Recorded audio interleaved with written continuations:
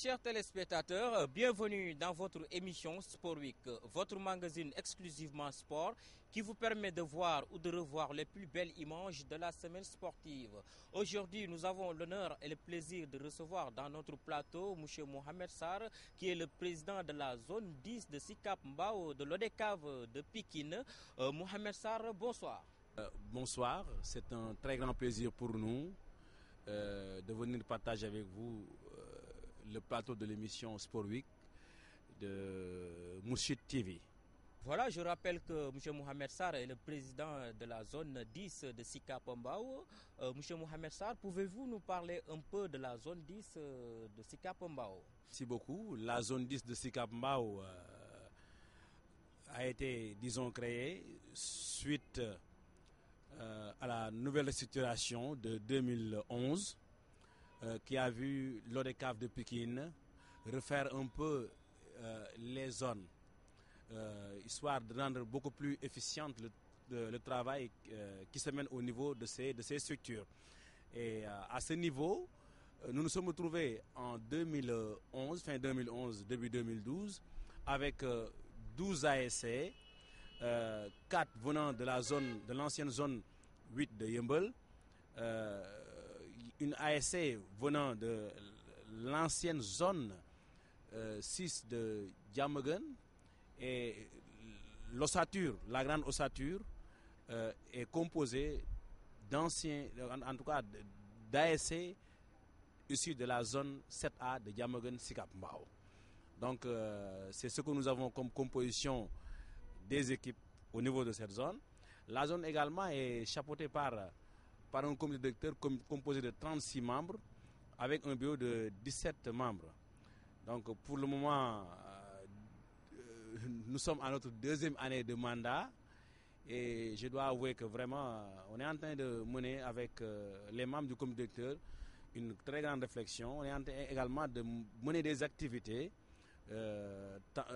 visant l'épanouissement, n'est-ce pas, des jeunes, parce que c'est pour cela que nous avons été élus, c'est pour cela que nous nous décarcassons afin d'offrir à ces jeunes-là, en tout cas, tout ce plaisir-là de jouer ensemble, tout ce plaisir de se connaître, tout ce plaisir d'évoluer dans un climat sain, apaisé. Et ça, le Navetan, en fait. Voilà, je crois que le mouvement Navetan est en train aujourd'hui de participer au développement de la jeunesse et à l'épanouissement, surtout sur le plan sportif et culturel. Quel est maintenant l'impact que le mouvement Navetan peut faire au niveau de la vie de la société? Un grand dirigeant du mouvement Navetan a l'habitude de dire il n'y a pas au Sénégal un mouvement aussi fort, un mouvement aussi social que le Navetan. Et je pense, il le dit à juste titre, hein, le Navetan, vous ne pouvez pas aller en tout cas dans les hameaux les plus reculés du Sénégal sans trouver une ASC. Mais ça veut dire tout simplement que une ASC, quand même, c'est quelque chose. Une ASC, disons, c'est dans le vécu de la nation, c'est dans le vécu du peuple. Ce sont les jeunes. Et vous voyez, on ne peut pas dissocier, en tout cas, de la vie de cette nation, les jeunes. Raison pour laquelle ils l'ont tellement bien compris qu'ils sont organisés en associations. Et les associations les plus connues, en tout cas les plus en vogue, sont les ASC. Dans tous les quartiers du Sénégal, je peux dire, il y a une ASC. Et pratiquement tous les jeunes font partie d'une ASC. Je dis presque, hein. Donc ça veut dire qu'on a beaucoup de choses à faire ensemble, on a beaucoup de défis à relever et c'est à cela que les jeunes dans les quartiers sont en train de s'atteler. Vous disiez tantôt que les ASC ont un impact, le mouvement Navetan a un impact. Effectivement, l'impact est là. Et à juste titre, je donne quelques exemples. Récemment, avec les inondations, on a vu beaucoup d'ASC, surtout dans notre commune d'arrondissement, qui sont évertués, n'est-ce pas, à être aux côtés des populations, à alléger leurs souffrances en évacuant les eaux. Et ça, je pense que c'est à l'honneur de toute cette jeunesse sénégalaise-là qui est vaillante et qui veut aller de l'avant. C'est ça l'importance donc du mouvement de Navetan. On voit les jeunes donc à l'occasion donc de la saison, donc les jeunes se détarcassent pour embellir le quartier, d'organiser des journées de dons de sang, de participer au niveau donc du social, et vraiment tout ça donc ça participe donc au développement local au niveau des localités. Et que c'est ça qui est important au niveau donc du sport.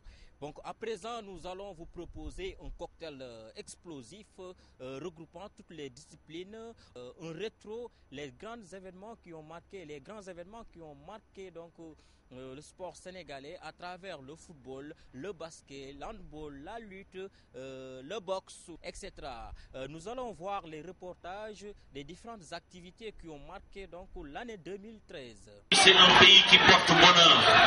Et si vous allez quitter ce pays, vous allez voir que ce pays vous a apporté bonheur. Je ne veux pas rentrer dans les détails. L'attaquant du FC Barcelone a foulé le sol sénégalais le jeudi 27 juin 2013. Il était accompagné du représentant de la Fondation Qatar, Cheikh Faisal Ahmed, du ministre du Tourisme et des Loisirs, Youssou Ndour, du directeur général de la Santé, Pape Ahmadou Diak, et du maire de la ville de Mbour, Ousmane Gueye. Pour son premier voyage en Afrique, la Pulja a décidé de s'investir dans la lutte contre le paludisme avec sa fondation Lionel Messi Fondation.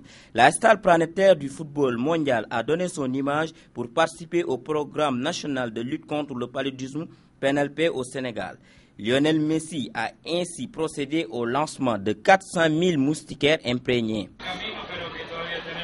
Je suis très heureux d'être là au Sénégal. Ma volonté est de participer à la lutte contre le paludisme. J'ai ma fondation pour aider et quand on a informé de cette maladie et que j'ai la possibilité de lutter pour sa disparition, j'ai été partisan et venu au Sénégal. Merci et c'est une grande joie pour nous. Merci monsieur le ministre Youssou. Alors toute la maire de Saly.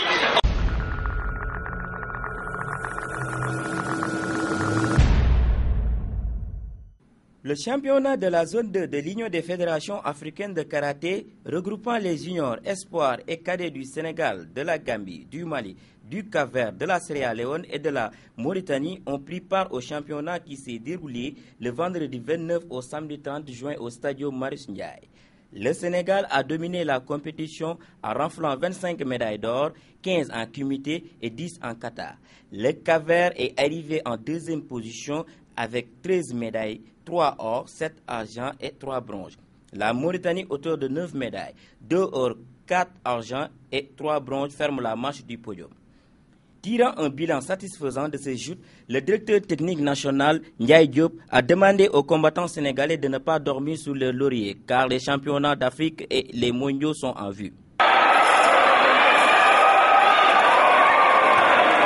Très satisfait pour les résultats qu'on a eu, mais j'attendais notre résultat. Pour moi, il me reste le champion d'Afrique avant d'arriver au champion du monde.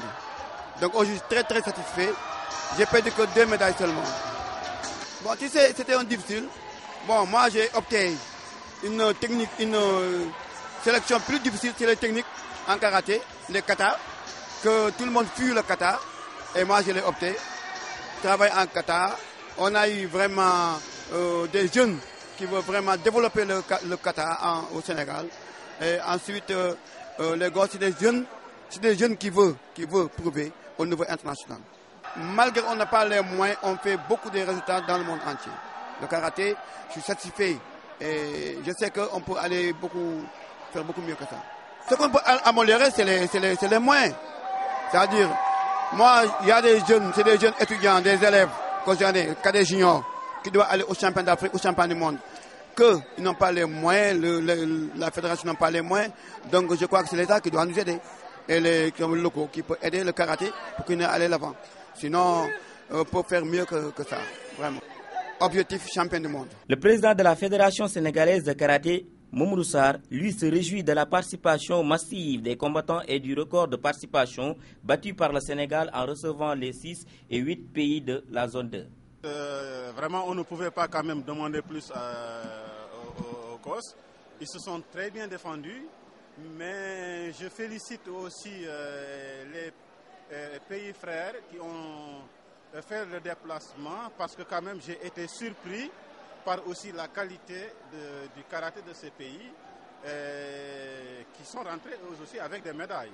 Cela vous dit donc que c'est vrai, le Sénégal a raflé certes la mise, mais quand même ce n'était pas une promenade de santé. C'est vrai, c'est pied levé pour la simple et bonne raison que ce n'est pas le Sénégal qui devait organiser ces championnats. C'était prévu initialement au Cap-Vert. À la dernière minute, donc le Cap-Vert a désisté et la zone courait le risque de rester 2 saisons de suite sans organiser quelque chose. Parce que l'année dernière, c'était la Guinée. Pour les raisons que vous savez, la Guinée n'a pas pu organiser. Et cette année, quand le Cap-Vert s'est désisté, alors la zone s'est rabattue sur le Sénégal. Nous voulons être la locomotive de la zone et à partir de ce moment, nous ne pouvions que venir en secours à la zone et accepter d'organiser ce championnat. C'est vrai, c'est difficile parce que c'est un tournoi qui n'a pas été budgétisé. Donc, dans l'arbitrage budgétaire, nous n'avions pas proposé l'organisation de la zone 2 et c'est ce qui fait que nous étions obligés de faire avec les moyens du bord. Le tournoi a été entièrement et intégralement financé sur fonds propres de la Fédération sénégalaise de karaté.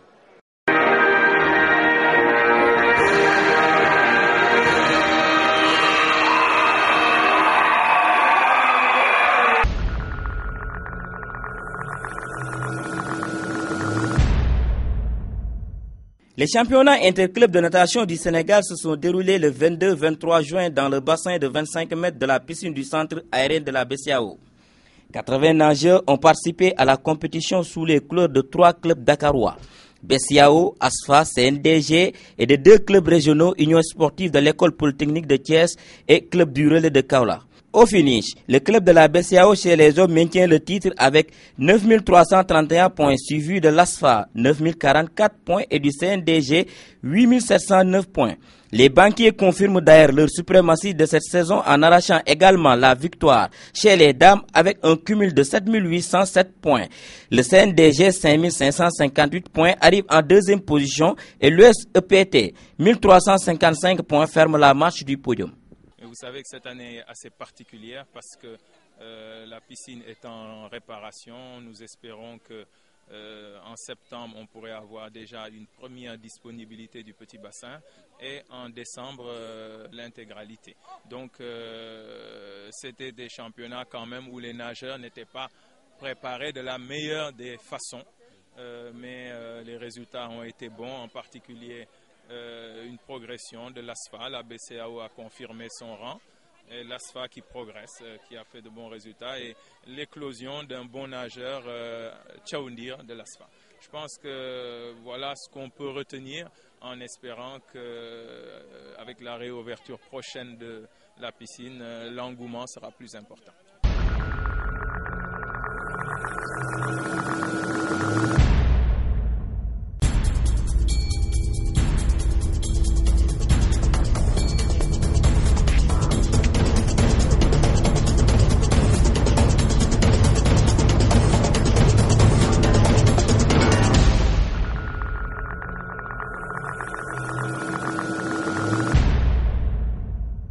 L'UGB a remporté la finale de la Coupe du Sénégal face à l'US Rail, 52-62. Les cheminots ont pu gérer les 3-4 ans en s'imposant avec 40-40. Face à une équipe de l'UGB très agressive en défense de zone, il a fallu attendre le dernier 4 ans que les Saint-Louisiens remontent le chrono et s'imposent de force à l'équipe de l'US Rail. On était les favoris, évidemment. On a les 4 droits, on a le meilleur entraîneur, on les a battus 2 fois.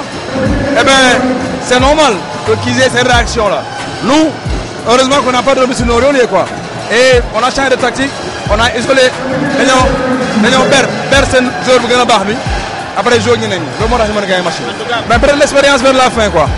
L'expérience vers la fin a beaucoup joué. Au niveau de la main, du meneur. On a livré un match il y a 3 jours contre la France. Bon, c'est juste. On a joué le match avec beaucoup d'expérience, quoi. On a joué le match avec beaucoup d'expérience. On a joué des matchs.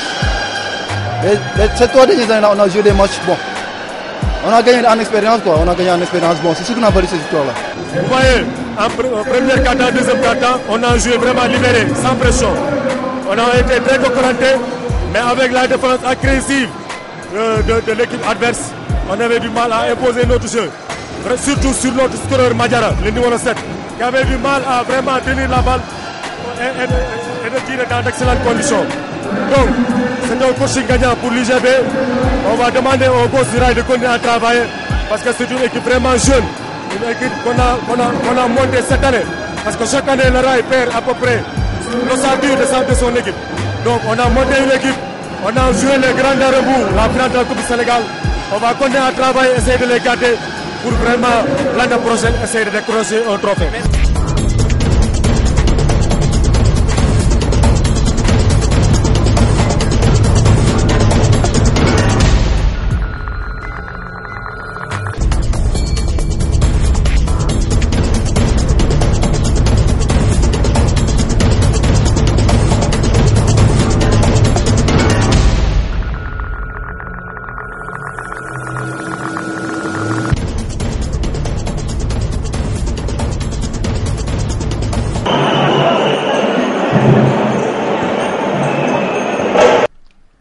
Le Dakar Université Club a remporté samedi la finale de basket des playoffs féminins devant le Saint-Louis Basket Club, qui est déclaré forfait par la Fédération sénégalaise de basketball pour avoir aligné une joueuse non qualifiée. Le Saint-Louis Basket Club avait aligné Oumou Khairi Thiam, qui est rentré des États-Unis d'Amérique en juillet pour participer avec l'équipe du Sénégal, l'Afro-Basket de Mobutu. Non, de question de durée. Moi, je un passeport. Je suis le 12 juillet 2012. Je suis le 18 juillet 2013. Nous avons envoyé l'équipe fédération pour nous préparer l'équipe nationale. Donc, la saison s'ouvre officiellement le 1er octobre. Donc, elle n'était pas là. Ensuite, dans son dossier, elle va présenter un certificat médical de novembre. Novembre, nous au Sénégal, nous voulons présenter un certificat médical. Donc, fédération, c'est normal. Nous allons présenter des documents. On peut être abusé de bonne foi, mais après, tu peux ouvrir un dossier, rôle, la fédération, a une délégation de pouvoir pour gérer le basket. Nous avons une licence, après, annuler quoi. Où est le problème? Khairi Thiam a été classé parce qu'il détient une licence en cours de validité de la Fédération sénégalaise de basketball, soutient le staff du Saint-Louis Basket Club. Moi, je vois mal de mettre la pression au niveau du basket. Il y a carrément mon basket. Si vous n'êtes pas c'est pour d'autres là. Soit Khaled dira jouer ou le final. Parce que la fille, elle est qualifiée, elle est régulièrement qualifiée chez nous, donc elle va jouer. Alors que le règlement dit que si tu es hors du territoire national plus de 3 mois, tu ne peux plus jouer au championnat national. Pourquoi avoir insisté? Et encore grave, la fédération s'est réunie hier, a annulé la licence. La licence a été annulée et la notification a été adressée à Saint-Louis Basket et au doute. Donc on t'a notifié. Pourquoi défier la fédération? Quand une fédération qui est censée être l'autorité qui gère le basket délivre une licence, quand cette même fédération se reprend pour annuler la licence, on doit s'exécuter. Le ministre de la fonction publique, du travail et des relations avec les institutions, Mansour Sy, a remis le trophée à l'équipe du Dakar University Club. Avec ce titre de victoire, le Duc décroche son 15e titre de champion de basket féminin. Les Duchesses ont déjà remporté durant la saison en cours la Coupe Arc-en-Ciel et la Coupe du maire de Dakar.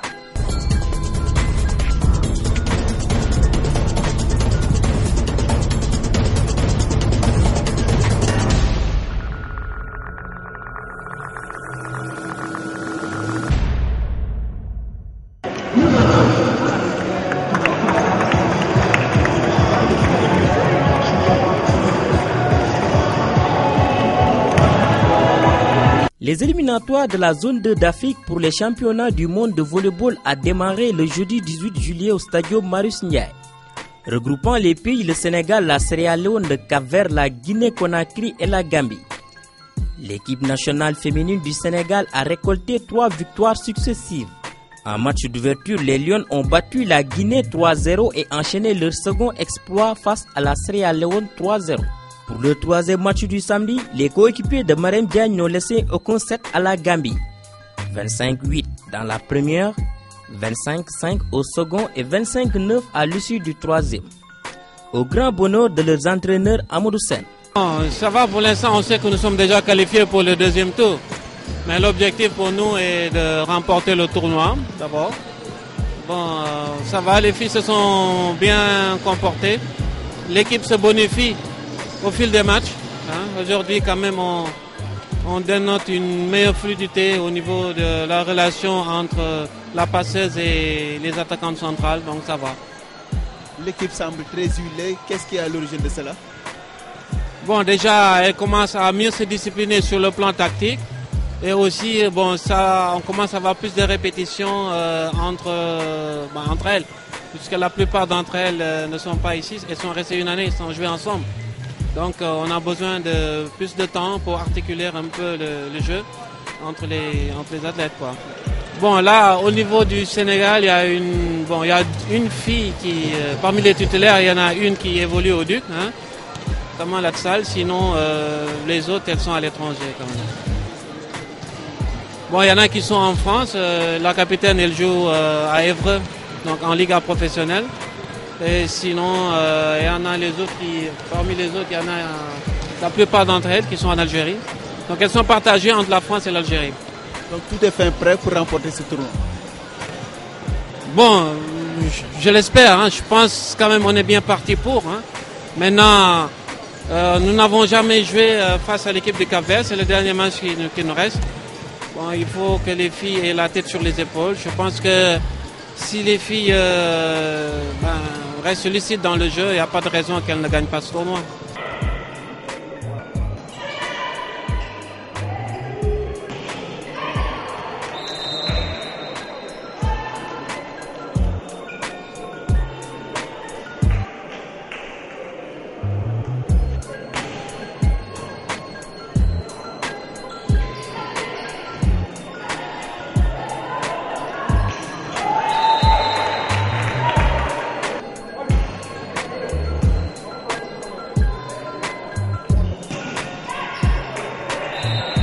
Je m'appelle Mariam Diagne, je suis internationale sénégalaise. J'évolue en France en Ever Volleyball, en Ligue AF française. Oui, c'est une fierté de participer à cette compétition. Oui, je suis satisfaite et l'équipe aussi, parce qu'on a 3 matchs, 3 victoires en 3-7-0. Espérant terminer le dernier match par une victoire aussi. La force, c'est la mentale. L'équipe, c'est une mentale. Il faut être soudé. Individuellement, chacune a une potentiel. Donc, on essaye de gérer ça pour fonder une équipe soudée. Notre objectif sur cette compétition, c'est de terminer en première place et pour pouvoir préparer les championnats d'Afrique et pour pouvoir grimper sur le podium, Inch'Allah.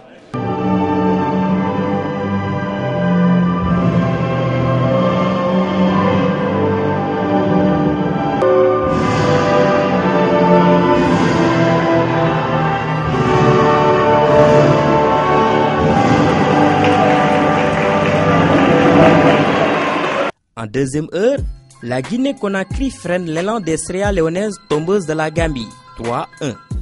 25-15 dans la première, 25-19 au second, 23-25 au troisième au profit de la Sierra Léone.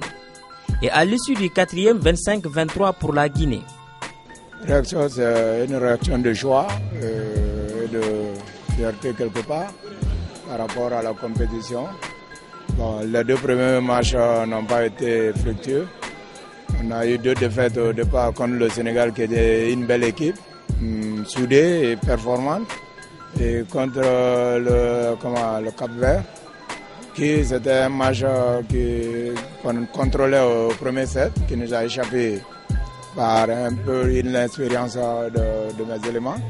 Mais le 3e set, on a décidé de négocier contre une équipe modeste, la Sierra Leone, qui est en étape d'apprentissage comme nous. Mais par rapport à nous aussi, nous avons quelques qualités physiques et techniques par rapport à l'équipe lyonnaise. Nous sommes là, nous savons qu'on a déjà perdu les 2 premières places. Nous allons essayer de jouer grandement la 3e place, pour au moins nous qualifier au second tour des éliminatoires. Je profite de l'occasion de remercier le public sénégalais et le pays pour l'accueil qui nous a été accordé. Et voilà, bon, il y a beaucoup qui nous ont supportés. Voilà, et je profite de l'occasion de remercier tous les Guinéens qui sont là, qui sont venus nous supporter. Et je dis merci. Et je crois que ça ne serait pas la dernière fois de venir compétir au Sénégal. Et je vous remercie beaucoup. On voudrait faire mieux que ça encore. Mais on sait que c'est des fois difficile d'organiser dans nos pays parce que ça demande beaucoup de moyens et que les moyens ne sont pas tout le temps disponibles. Mais nous avons quand même le soutien de notre confédération africaine par rapport à la prise en charge des équipes déjà. Ça, c'est important. Il y a aussi l'appui du ministère des Sports en ce qui concerne la prise en charge de l'équipe sénégalaise. Voilà, donc ce tournoi regroupe 5 équipes actuellement. C'est la Gambie, c'est la Sierra Leone, c'est le Cap-Vert, c'est la Guinée et le Sénégal. Donc ce sont ces 5 équipes qui vont compétir au premier tour et les 3 premières équipes vont être qualifiées pour le deuxième tour. Donc le deuxième tour va être joué au mois de janvier. Donc, voilà, les 3 premières équipes qualifiées vont rejoindre les équipes des autres poules. Et c'est là qu'ils vont compétir maintenant pour que 2 équipes puissent sortir et aller représenter en fait cette zone au niveau de la Coupe du Monde.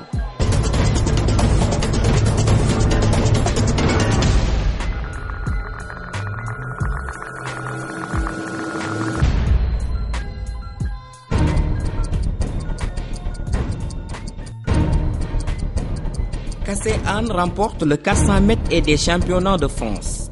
L'athlète sénégalais Mamadou Kassé Anne a remporté la finale du 400 mètres et avec un temps 48,93 des championnats de France dimanche au stade de Paris.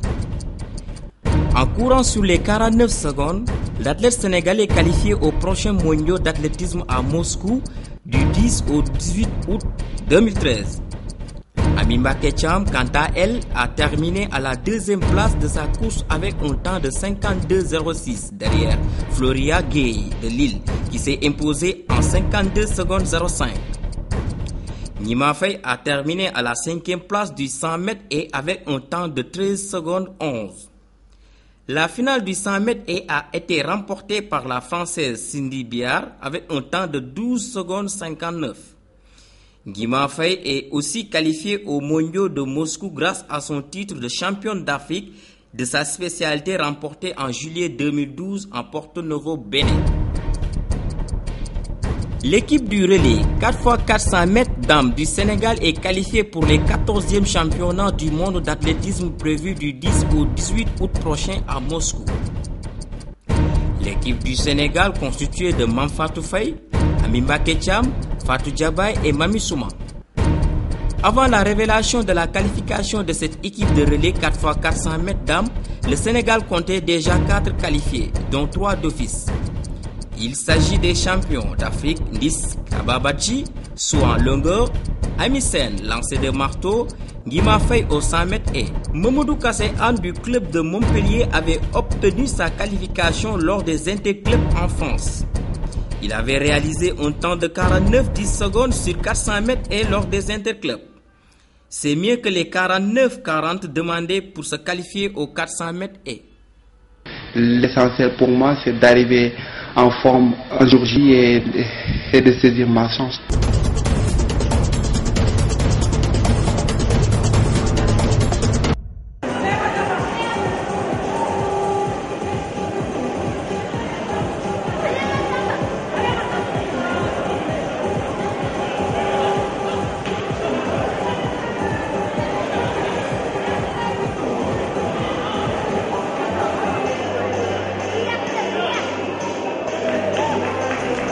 Les championnats régionaux en individuel filles et garçons de la Ligue de taekwondo s'est tenu le samedi 24 août au camp Leclerc.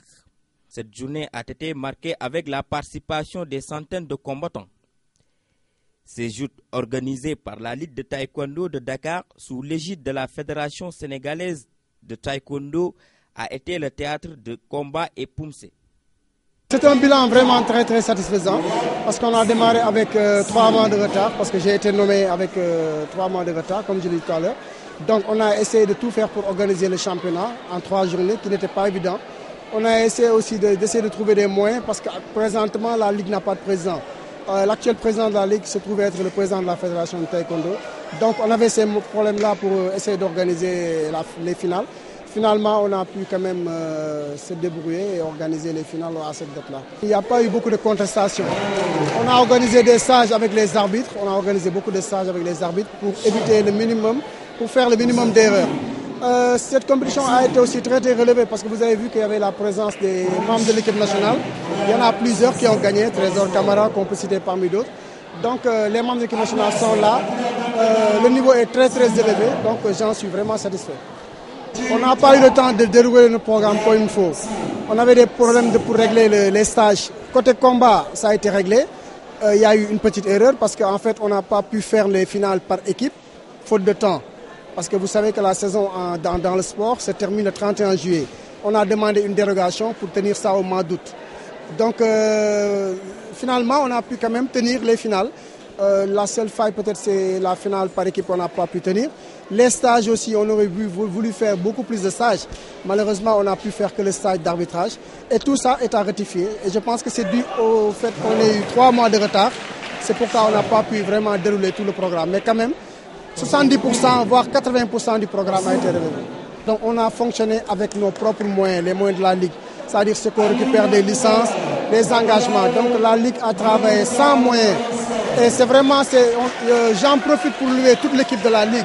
Que ce soit le trésorier, le président, tous les membres de la Ligue, les membres de la direction technique, parce qu'ils ont déployé beaucoup d'efforts pour que l'événement puisse se tenir. Oui, en fait, cette compétition-là est une présélection pour les championnats du Sénégal, qui va se tenir la semaine prochaine. Donc tous les champions de la Ligue de Dakar vont représenter la Ligue Dakar au championnat du Sénégal. Donc c'est qualificatif.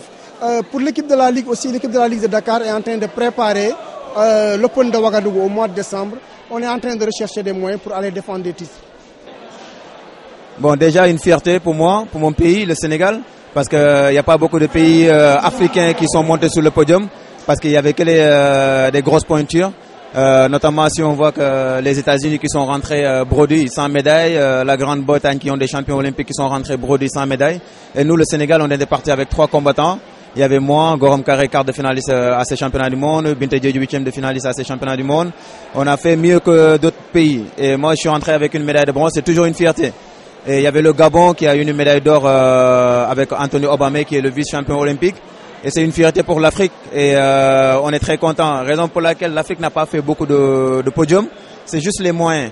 Et moi, grâce à ma préparation que j'ai eue dans mon centre en Allemagne, on avait mis un plan de travail depuis 8 mois. Mais depuis ces 8 mois, c'était pas facile du tout. Parce que moi, je suis parti avec mes propres moyens pour aller m'entraîner. J'ai pas attendu, je me suis préparé parce qu'un championnat du monde, on ne le prépare pas sur 2 mois. Donc je suis parti avec mes propres moyens et j'ai fait toutes les compétitions de classe A. C'est-à-dire les compétitions qui vont me permettre de gagner des points. Et avant de partir au championnat du monde, j'étais numéro 6 mondial. Et après, chez championnat du monde, maintenant je reviens au numéro 5 mondial dans la catégorie olympique. Mais c'était pas évident de faire ce résultat sans la préparation. Et j'ai tout financé moi-même. Mais quand je dis tout, j'ai tout financé. Et je suis arrivé hier soir ici au Sénégal, histoire de rencontrer encore les autorités. Parce que j'ai d'autres échéances qui sont là pour moi, devant moi, d'ici 3 semaines déjà, notamment l'Open de Russie. Et moi, après les championnats du monde, je ne me suis pas reposé. J'ai fait que 2 jours, je suis reparti m'entraîner. Parce que bon, l'objectif principal, c'est de décrocher une qualification olympique. Je peux pas attendre. J'ai pas le temps. Moi, mon temps, c'est m'entraîner et aller décrocher des médailles. À la préparation, je suis toujours la ligne de conduite que mon coach m'a mis jusqu'à Rio de Janeiro. C'est un plan très lourd, très difficile, parce qu'il faut aussi beaucoup de moyens pour faire des résultats. Donc là, j'ai fait toutes les compétitions qui vont me faire gagner des points et j'attends en personne. Avec tous les moyens du bord que je peux avoir, je vais aller pour défendre mon pays.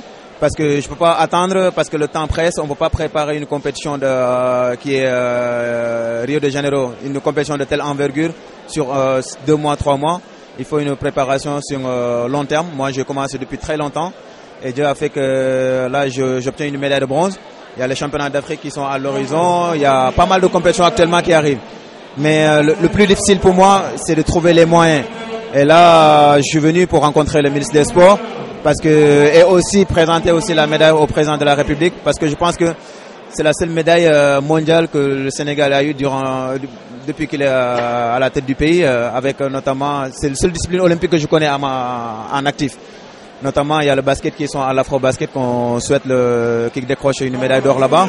Mais pour les championnats du monde, pour moi, j'ai pas attendu qu'on me donne les moyens pour aller faire des résultats. Dieu a fait que j'ai fait les résultats. Maintenant, je demande en fait le soutien de l'État, le soutien de la fédération, le soutien du ministère des Sports que j'ai déjà eu par rapport à le directeur de haute compétition, monsieur.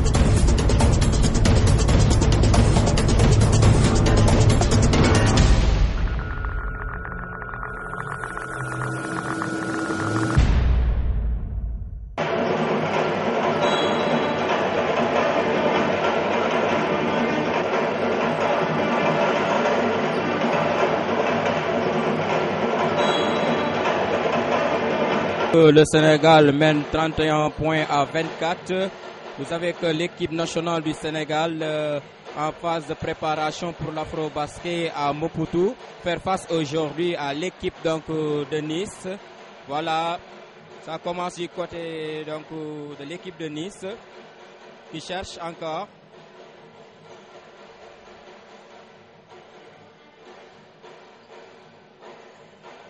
Je vous rappelle que l'équipe féminine qui est en phase décisive des préparations de l'Afro-Basket à Maputo depuis le mois d'août, donc l'équipe est invaincue.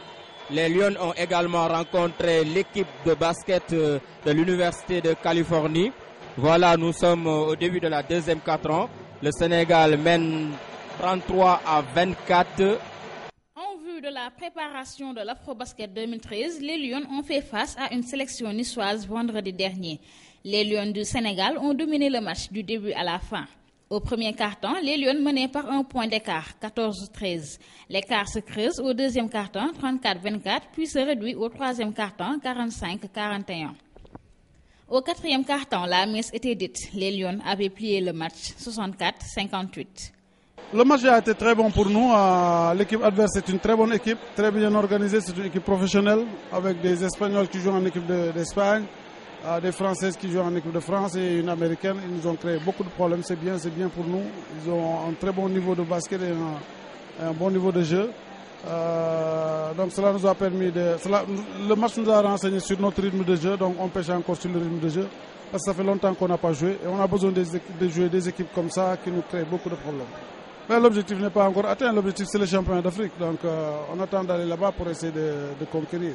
Il y a forcément, j'allais dire, un contexte, un environnement, une ambiance qu'elles ne connaissent pas. Donc, je pense que ça leur a mis aussi pas mal de pression. Donc, avec ce contexte-là qui sera plus ou moins, j'espère, assimilé demain, je pense qu'on pourra être encore meilleur. Nous, ça fait 10 jours qu'on a commencé notre préparation, donc on n'est pas encore au point. On est venu chercher des automatismes, des repères, des sensations. Et c'est en jouant qu'on va trouver justement ces automatismes-là. Donc, plus on jouera, et on a joué ce match-là, il y a 40 minutes dans les jambes. Et demain, on sera certainement, je pense, encore plus performant. Moi, je savais que c'était une bonne équipe parce que je trouve que depuis quelques années maintenant, les équipes africaines proposent un jeu qui est bien plus structuré et organisé, avec des joueuses qui ont gardé leur qualité athlétique, donc de qualité de dureté dans le jeu, de densité dans le jeu. Donc forcément, quand on y greffe cette dimension tactique, forcément elles sont plus fortes. Après, c'est des joueuses qu'on connaît parce que c'est des joueuses aujourd'hui qui évoluent en ligue féminine dans les premières divisions en Europe. Donc c'est pour moi une équipe qui a sa place chez nous en première division. Les coéquipières d'Aya Traoré ont ainsi donné un avant-goût de l'Afro-Basket. C'est un match d'évaluation et il ne faut pas sous-estimer l'équipe de Nice. C'est une très bonne équipe, une équipe qui joue en division 1 française. Donc pour nous, c'était vraiment de venir et faire face à une équipe adversaire et probablement dans le tournoi, on aura à jouer contre des équipes comme l'équipe de Nice. Donc on a eu un début de match un peu difficile, mais je pense qu'avec en cours de match, on s'est adapté. C'est la dernière semaine, donc c'est pas une semaine très physique, donc c'est plutôt tactique. Et c'est ce qu'on a fait cette semaine. On a eu à répéter les attaques et voir les systèmes défensifs aussi. Donc je pense pas que les 2 jours d'arrêt ont joué quelque chose sur ce match. Très bon match contre une très bonne équipe, très physique et qui joue un bon basket. Donc ça se voit, elles jouent ensemble depuis quand même un bout de temps. Donc c'était vraiment intéressant pour elles, je pense, et puis pour nous. Donc bonne préparation des deux côtés. Je pense qu'on a eu un petit sursaut de fierté. On s'est dit qu'on allait un peu plus défendre, un peu plus être un peu plus agressif. Donc c'est comme ça qu'on a su remonter un peu, mais pas assez. Toutefois, les deux équipes n'ont pas sorti le grand jeu. Les Lions restent quand même invaincus durant tout leur match de préparation.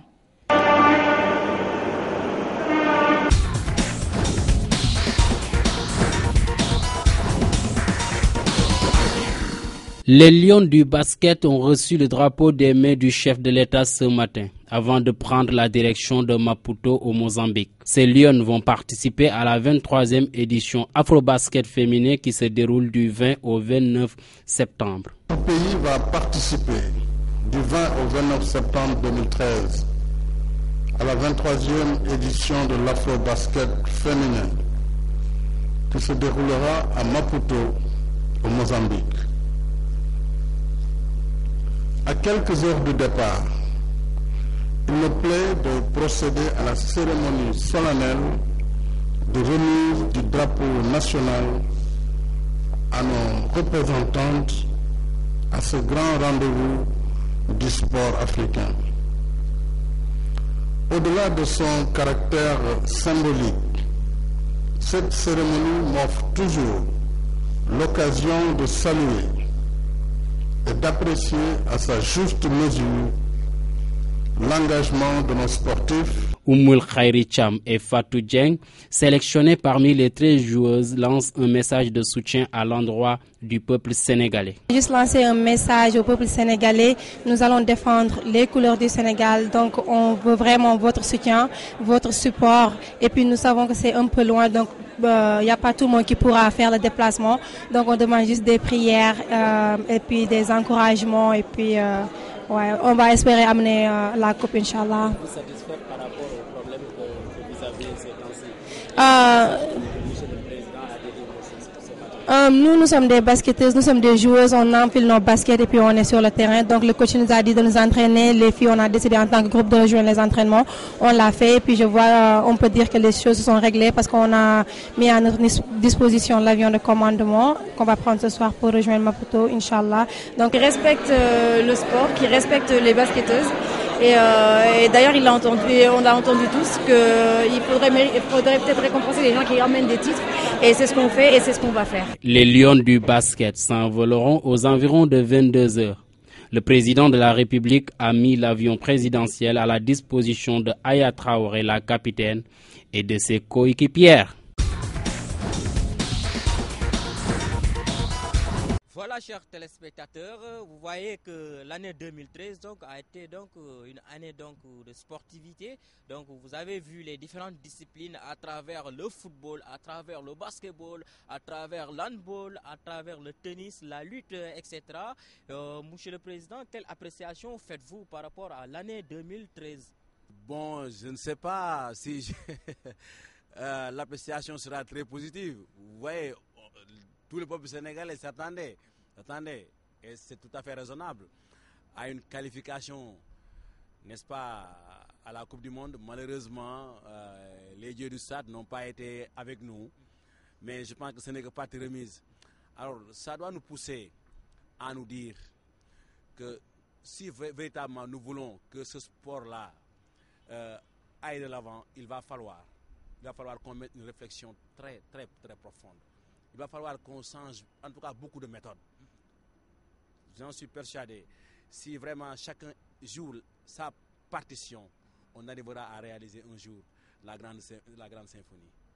J'en suis persuadé. L'année 2013 a été une année riche en sportivité.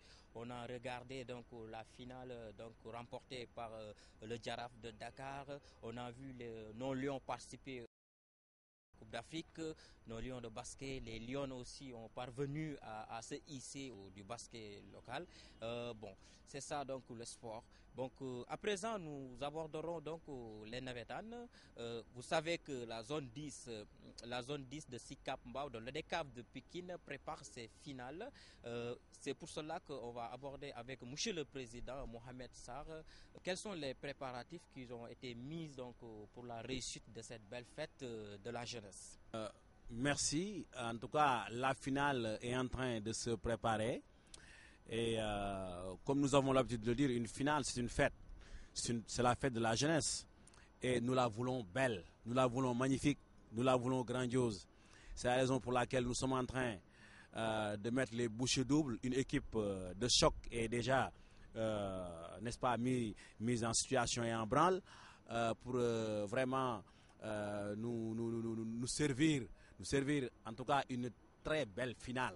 Et je pense que les populations de Sicap Mbao ne seront pas déçues de la finale de 2013. Et à ce niveau également, il y a beaucoup d'innovations que nous voulons apporter. Mais je vais laisser les gens attendre le jour de la finale pour découvrir en tout cas toutes ces innovations-là. Je suis persuadé que les gens seront contents. Je suis persuadé. Monsieur le Président, au-delà même de l'aspect organisationnel, est-ce que vous avez préconisé à aller donc vers les ASC, de faire des campagnes de sensibilisation, en fait d'éviter donc la violence? On a l'habitude de dire la violence est l'arme des faibles. Alors nous voulons des ASC très fortes sur le plan de l'organisation, fortes, n'est-ce pas, dans la démarche, fortes dans la mobilisation, mais fortes et surtout, n'est-ce pas, pour montrer, n'est-ce pas, à tous ceux qui viennent nous suivre au stade Alassane Djigo, n'est-ce pas, que la zone 10 de Sicap Mbao est une zone où il y a des jeunes civilisés, des jeunes qui savent qui ils sont, des jeunes, n'est-ce pas, qui sont citoyens. Et moi, je n'ai pas de doute à ce niveau. Par rapport à cette campagne de sensibilisation-là, nous, c'est notre leitmotiv. Chaque jour, nous crions haut et fort, il nous faut organiser nos activités, les Navétanes, dans le fair play. Parce que le fair play, c'est une affaire de civilisé. Et les jeunes de Diamaguène Sicap Mbao sont des jeunes très civilisés. Des jeunes, je vous rappelle, qui savent qui ils sont, qui savent ce qu'ils veulent. Et tout ce qu'ils veulent, c'est aller de l'avant. Donc, ensemble, la main dans la main, nous ferons en sorte, n'est-ce pas, que tous ceux qui viendront nous suivre repartiront le cœur aisé, repartiront vraiment ragaillardis d'avoir vu des jeunes, n'est-ce pas, prêts à aller de l'avant. C'est ça l'essentiel pour nous. Oui, une belle affiche, je crois qu'une belle affiche avec un derby, l'ASC Tenbi et l'ASC Sicap Mbao. Pouvez-vous un peu en revenir sur le programme de la journée de la finale du 28? Merci beaucoup. En cadet, nous aurons Nassourla qui va croiser le fer. Je ne dirais même pas croiser le fer parce que ça c'est trop guerrier. Mais en tout cas, Nassourla va rencontrer l'ASC Diamireo. Donc c'est deux ASC qui quand même jouent un football alléchant en cadet. En vétéran, nous aurons l'ASC Diamireo, n'est-ce pas, qui est récidiviste. C'est une ASC composée, n'est-ce pas, de joueurs talentueux qui ont eu n'est-ce pas, à fourbir leurs armes anciennement. Donc vraiment, on est en droit de nous attendre à une très belle, à un très bon match vétéran. Donc là, je rappelle, nous aurons Diamireo qui va rencontrer une sélection d'anciennes gloires de la commune. Et la boucle sera bouclée par la grande finale, la finale senior, qui va mettre aux prises l'ASC Sicap Mbao, que certains appellent les Parisiens, n'est-ce pas? Sicap Mbao va croiser l'ASC Tenbi, qui quand même a eu le vent en poupe ces derniers temps. Donc vraiment, moi, je suis persuadé qu'on aura une très grande finale. Persuadé. Et je souhaite à tous ces acteurs, en tout cas, de disposer de leurs facultés mentales, intellectuelles et physiques, n'est-ce pas, pour nous gratifier d'un spectacle digne d'une finale. Digne d'une finale. Voilà de très belles affiches. On va assister donc à une très grande finale au niveau donc de Alassane Djigo à ce samedi, à ne pas rater. Monsieur le Président, vos derniers mots par rapport donc à ce stade. Bon, d'abord un grand remerciement et un absolu bravo à Mourchid TV. Nous sommes en train de suivre de très près cette télévision qui est en train d'évoluer vers le sommet. Et je suis persuadé que d'ici quelques temps, vous allez atteindre les cimes. Donc, bon courage. Et la route est là, elle est balisée. Le peuple sénégalais est là témoin. Et du courage. Voilà, c'est ça notre credo, Mourchid TV, la chaîne des valeurs. Amis chers téléspectateurs, c'était tout pour aujourd'hui. Nous vous donnons rendez-vous sur un autre numéro de Sport Week sur la chaîne des valeurs Mourchid TV. Merci beaucoup.